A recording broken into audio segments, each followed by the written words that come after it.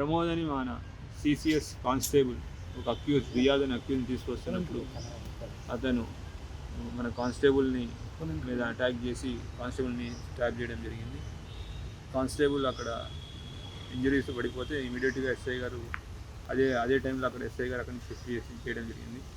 ఇక్కడ ఒక దురదృష్టకరమైన విషయం ఏంటి అంటే అక్కడ వ్యక్తి పెనుగులాట జరుగుతూ ఉంది అంటే జనాలు చూస్తూ ఫోటోలు తీసుకుంటూ బిజీగా ఉన్నారు. హాస్పిటల్ షిఫ్ట్ చేయాలి అని ఆటో అడిగితే ఆటో వాళ్ళు కూడా కుదరదు అని వెళ్ళిపోతున్నారు. సొసైటీ మనం ఎట్లా ముందుకు వెళ్తున్నాం, మేము వెళ్తున్నాం అనేది మీ విచక్షణకే వదిలేస్తున్నాను. ఒక వ్యక్తికి ఇంజరీ అయింది, పోలీసేం కాదు ఎవరైనా అయిండొచ్చు. ఒక వ్యక్తికి రక్తం కారుతూ ఇంజరీ ఉంటే మనం సహాయం చేయాలని పోయి మాకొద్దు మాకు తెలియదు అని వదిలేసి వెళ్తున్నారు. నమస్తే, వెల్కమ్ టు అభినవ్ భారత్.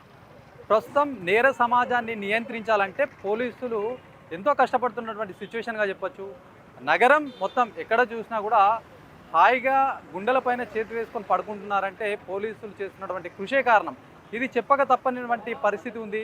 ఇదంతా ఎందుకు మాట్లాడుతున్నామని ఒకసారి ఆలోచిస్తే కనుక నిన్న ఏదైతే ఒక కానిస్టేబుల్ని ఒక దొంగ కత్తితో పొడిచి పారిపోయినటువంటి ఘటన నిజామాబాద్ జిల్లా వ్యాప్తంగా కలిసివేస్తున్నటువంటి పరిస్థితిగా చెప్పొచ్చు. దీనిపైన ఇప్పటికే హిందూ వాహినీస్ కావచ్చు, హిందూ సంఘాలు కావచ్చు, ప్రజలు దీనిపైన ఆగ్రహం వ్యక్తం చేస్తున్నటువంటి పరిస్థితి నెలకొంది. ఎందుకంటే ఏదైనా ఒక సంఘటన జరిగినప్పుడు అప్పటికప్పుడే కూడా మేల్కోవాల్సినటువంటి అవసరం ఎంతైనా ఉంది. కాకపోతే ప్రస్తుతం జరిగినటువంటి అర్ధరాత్రి దాదాపు 8-9 గంటల 10 గంటల ప్రాంతంలో జరిగినటువంటి ఘటన అందరూ చూస్తుండగా జరిగినప్పటికీ ఎవరు స్పందించట్లేదని చెప్పేసి హిందూ వాహినికి సంబంధించినటువంటి ఆర్గనైజేషన్లో పెద్ద మొత్తాన ఆందోళన చేపట్టారు.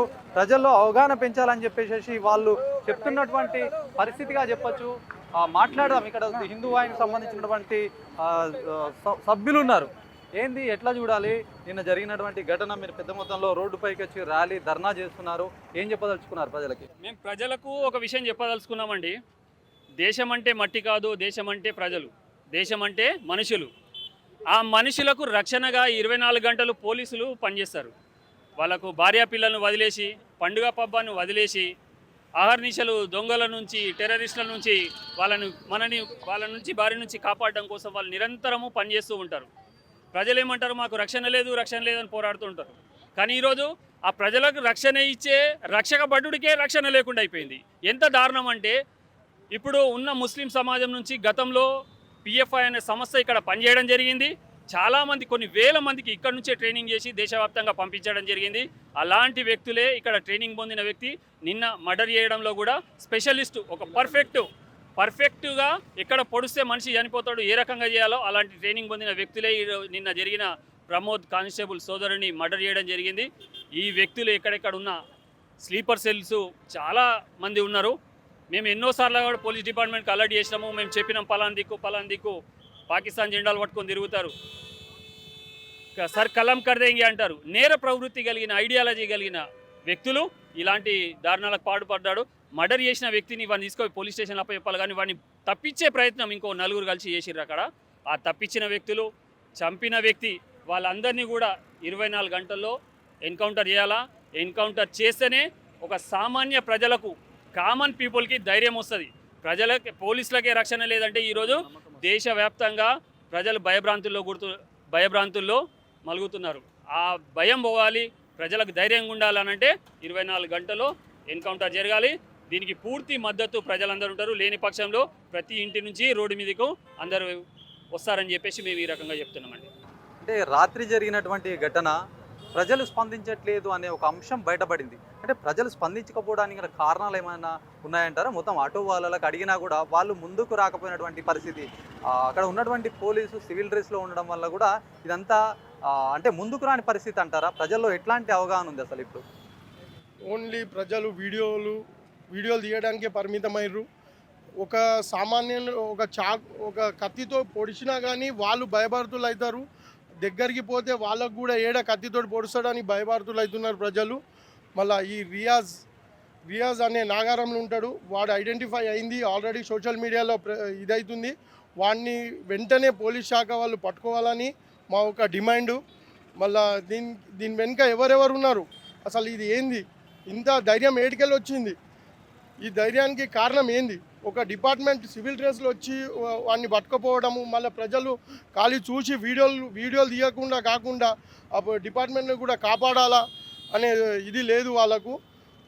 పోలీసు వాళ్ళది కూడా కొన్ని తప్పులు ఉంటాయి. ఎక్కడ కూడా ఏదైనా జరిగినా కానీ మన సామాన్య ప్రజల మీదనే కేసు వేస్తారు వాళ్ళు. అట్లా కాకుండా కొంచెం జాగ్రత్త ఉండాలని మా యొక్క మనవి. అంటే ఇప్పుడు పోలీసు వ్యక్తి చనిపోయినటువంటి వ్యక్తి అక్కడ ఉన్న వాళ్ళు ఎవరు స్పందించలేదు. కారణం ఏంటంటే అసలు అంటే ప్రజల్లో ఉన్న భయం అనుకోవచ్చా, లేకపోతే ఆటో వాళ్ళలో ఏదైనా మేము కనుక ఆయనని సేవ్ చేస్తే రేపు పొద్దున పోలీసు వాళ్ళు మమ్మల్ని పిలుస్తారనే ఒక టెన్షన్ ఉండి అట్లా చేయలేకపోయారు. అసలు ఎట్లా చూడొచ్చు? సాధారణంగా అందరు ఎవరు గమనించలేదు ఆ ఆటో డ్రైవర్లు ఎవరు అనేది. వాళ్ళు కూడా ముస్లిమ్సే కావచ్చు కదా. ఒక ముస్లిం చిన్న యాక్సిడెంట్ అయితేనే ఒక 100 మంది ముస్లిమ్స్ జమ అవుతారు. అట్లాంటిది ఒక ముస్లిం అతను ఒక కానిస్టేబుల్ని పొడుస్తున్నాడు అంటే వాళ్ళు ఎందుకు సపోర్ట్ ఇస్తారండి? ఫస్ట్ ముస్లిమ్స్ అయితే సపోర్ట్ ఇయ్యారు. నాకు తెలిసి ఆటోలో మ్యాక్సిమం మొత్తము ముస్లిమ్సే ఉంటారు. ఒక 50% అక్కడ ఒక ఆటోలో ఒక 50 ఆటోలు ఉన్నా కానీ అందులో ఒక 30 నుండి 40 వరకు ముస్లిం ఆటోలే ఉంటాయి. వేరే వాళ్ళైతే ఉండకపోవచ్చు. కాబట్టి వాళ్ళైతే ధైర్యం చేయరు. వాళ్ళు ఏం చేస్తారంటే వాళ్ళ కమ్యూనిటీ అతన్ని రక్షించుకోవాలని వాళ్ళు చూస్తారు. ఆయనను తప్పించే ప్రయత్నం చేసిండ్రు కాబట్టి వాళ్ళు కూడా ఆ ప్రజలు కూడా మన పోలీసులను కాపాడతలేరు అని మనం అనుకుంటున్నాం. కానీ అక్కడ వాళ్ళందరూ ఏ ప్లాన్తో వచ్చిండ్రో తెలియదు కదా. వాళ్ళందరూ అంత గుమ్ముగూడినరు అంటే ఇదంతా వాళ్ళు ప్రీ ప్లానే కావచ్చు. మళ్ళీ అతన్ని వచ్చి 2 వీలర్ మీద ఎక్కించుకొని పోయినరు అంటే ఎక్కించుకోవడానికి తప్పియడానికి ఒక 2 వచ్చిండ్రంట ముస్లిమ్సే. వాళ్ళు కూడా వీళ్ళు ఇంత ప్లాన్తో వచ్చిండ్రు కాబట్టి ఆ ఆటోలన్నీ కూడా ఇప్పుడు ఒక 30-40 ఆటోలు జమేని అంటున్నారు కదా. అక్కడ నిన్న సిచ్యువేషన్ అయితే మేము చూడలేదు, మీరు చెప్తున్నారు కాబట్టి మేము దాన్ని బట్టి మేము ఏమంటున్నామంటే వాళ్ళందరూ కూడా అదే ప్లాన్తో వచ్చిండ్రు కావచ్చు, ముస్లిమ్సే కావచ్చు. వాళ్ళు కూడా కాదని ఎట్లా అనుకుంటాం మనం ఎక్కడికి వాళ్ళు కాపాడలేదు, వాళ్ళు ముందుకు రాలేదు అని అనుకుంటున్నాం. కానీ వాళ్ళు కూడా అదే ప్లాన్లో వచ్చి వీళ్ళని తప్పించి తీసుకొని పోయినరేమో కదా. అతన్ని ఆ ఆటోలలో నుండి మొత్తం గ్యాంబ్లింగ్ చేసుకుంటూ తీసుకొని వెళ్ళిపోయి ఉంటారు అంతే. జై శ్రీ. అంటే ఎట్లా అంటే ఇప్పుడు పోలీసు వాళ్ళు అవగాహన ఏమైనా కల్పించాల్సినటువంటి అవసరం ఉందంటారా? ఇట్లాంటి ఘటనలు ఎవరిపైన, ఇప్పుడు పోలీస్ అని కాదు ప్రజలకు కూడా ఎట్లా ఏదైనా జరిగింది రోడ్డు పైన అంటే ఖచ్చితంగా స్పందించాల్సినటువంటి అవసరం ప్రజలపైన ఉంటుంది. అంటే ప్రజల్లో భయం పోలగొట్టడానికి కావచ్చు, అవగాహన కలిగించడానికి కావచ్చు, పోలీసులు ఏమైనా కార్యక్రమాలు నిర్వహిస్తే బాగుంటుందంటారా? నా పేరు స్వాతి, నిజామాబాద్ జిల్లా మహిళా హిందూ వాహిని నుంచి. అపార భూ విస్తారం అగణ్య జన సంపదం రాష్ట్రం సంఘటనాహీనం ప్రభువేనాత్మరక్షణే, ఇది రుజువైంది. ఎందుకు అంటే నిన్న అంతమందిలో ఆన్ డ్యూటీలో ఉన్న ప్రమోద్ గారిని పొడిచేయడం అన్నది చాలా బాధాకరమైన విషయం. హిందూ ఏకం అవ్వాలి. ఇప్పుడు ఇంకా లేట్ చేస్తే చాలా చాలా దారుణాలు జరుగుతాయి. ఆల్రెడీ వాళ్ళు రుజువు చేస్తూనే ఉన్నారు. పోలీస్ వ్యవస్థనే వాళ్ళు ప్రశ్నిస్తున్నారు. కాబట్టి మనమే ఏకం అవ్వాలి. ప్రతి ఒక్క ఇంటి నుంచి ఒక్కొక్క సంఘ కార్యకర్త ఉండాలి. ప్రతి ఒక్క ఇంట్లో ఖచ్చితంగా వెపన్స్ అనేది ఉండాలి. ఇదే నా కోరిక. సలాం పోలీస్ అన్న అనాల్సిన వాళ్ళు కూడా సలే మారదేంకి సబ్లోకం అనే లాగా తయారయ్యారు. ఈ తెలంగాణలో గవర్నమెంట్ ఏం చేస్తుంది అసలు? ఇలా మొన్న ఒక విఐపి పైన అటాక్ చేశారు, ఒక ఆటో డ్రైవరు. అలాగే నిన్న రాత్రి ఒక మన సమాజం కోసం, దేశం కోసం, జనాల కోసం పనిచేసే ఒక పోలీస్ అన్నను కూడా నడి రోడ్డు పైన కత్తితో పొడిచేలాగా చేస్తే కూడా ఎవరు పట్టించుకోవట్లేదు. కాబట్టి ఈ సమాజంలో ఏం జరుగుతుంది, మన సమాజంలో ప్రజలు ఏం చేస్తున్నారు? అంతా మంచిగా బాధప్తా రోడ్డు పైన మర్డర్ చేస్తే అక్కడ 40-30 ఆటోస్ ఉన్నాయి. ఎవరెందుకు ఏం చేయలేరు? ఎవరెందుకు పట్టుకోవడానికి ప్రయత్నం చేయలేదు? అంటే ఒక కమ్యూనిటీని కాపాడుకోవడానికి ప్రయత్నం చేస్తున్నారా? ఇలా చేస్తే మన దేశాన్ని ఎలా కాపాడుకుంటాము, మన రాష్ట్రాన్ని ఎలా కాపాడుకుంటాము? కాబట్టి నేను ఒకటే నిజామాబాద్ సిబిఆర్ రిక్వెస్ట్ చేస్తున్నాను.